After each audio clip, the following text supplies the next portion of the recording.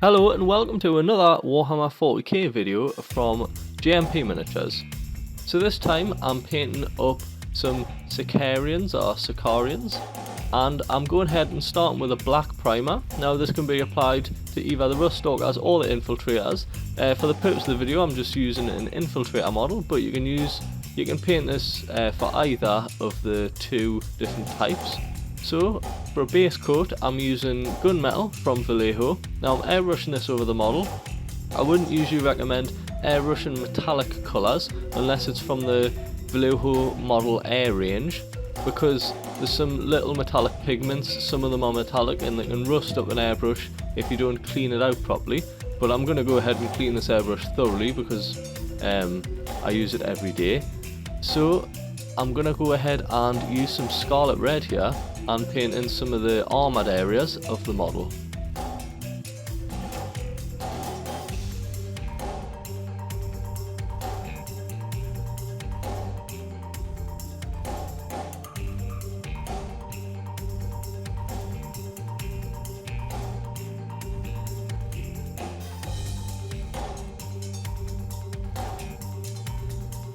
The next base coat I'm doing is black from Vallejo. Now there's quite a lot of black parts of this model. It includes all the kind of pants, and he wears kind of a little tunic on his top half.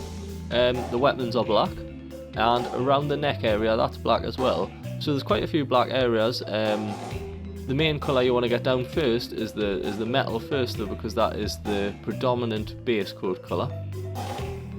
And then once all this is dry, I'm going ahead and I wash everything with a black ink. Now this is watered down, 1 part ink, 1 part water, and this goes over the whole model, all of the red, all of the metal, and even the black areas.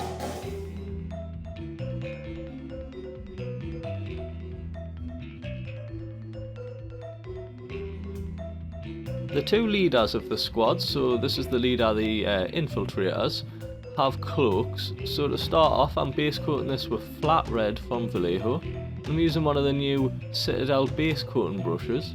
I'm quite impressed with this new brush. It has a great feel to it. I can't really describe what's good about it, but I would just give it a go. It's a really good base coating brush. It's really enjoyable to use. And I'm base coating here with Rakarth flesh on the inside of the robe. Once this is all dry, I've given it a few layers to give it a solid colour. I'm going to base coat this with Bonewhite.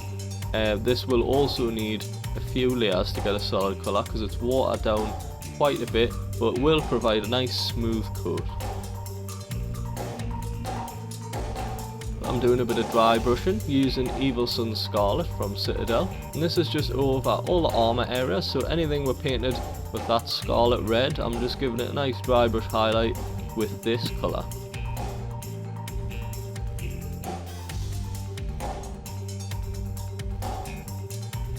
I start adding some depth to that flat red cape with Reikland Fleshshade from Citadel. Now I'm just giving this an even coat. I'm trying not to let it pool up, and I'm just coating this whole area just to give it a bit of a shading.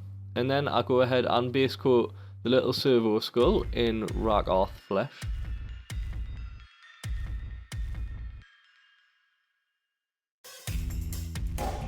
I'm using electric blue here from Vallejo for the weapon, but it's watered down quite heavily, so it just drops into that recess. As you can see, it's really heavily watered down.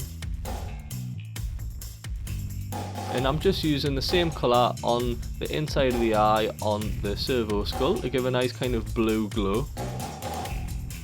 And then I'm using the same technique, it's really watered down white. This is just going on the bottom bit of the sword there. Just make sure it's really watered down so it just drops into those recesses. And then I shade that servo skull with Agrax Earthshade. Now this is the most time consuming part of the model.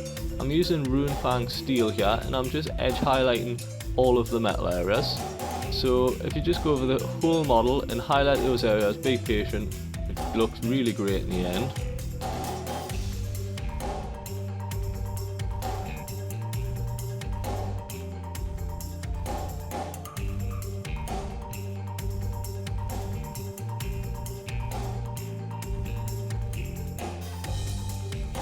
For some of the more ornate metal details, I'm using Brassy Brass from Vallejo.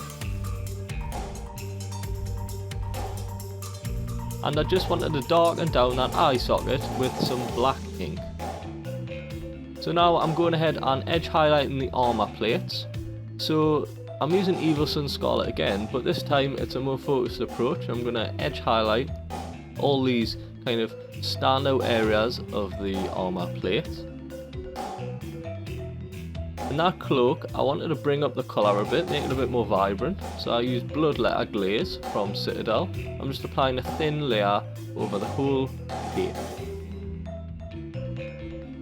I'm using Ceramite white from Citadel. I'm just painting a small dot in each of the middle of each lens, and then we'll go ahead and to give a nice blue glow effect, I'm going to use some Guilliman blue glaze, and this just goes over the whole lens, aiming for the recesses, and it gives a kind of blue glow over that area.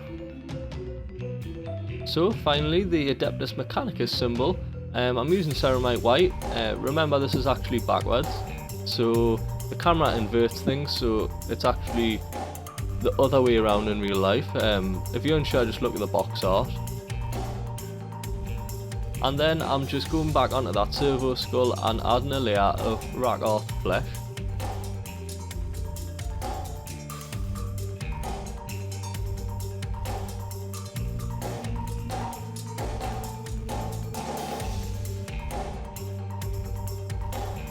So here's a look at the two finished models. I'm going to include the Rust Stalker and the Infiltrator.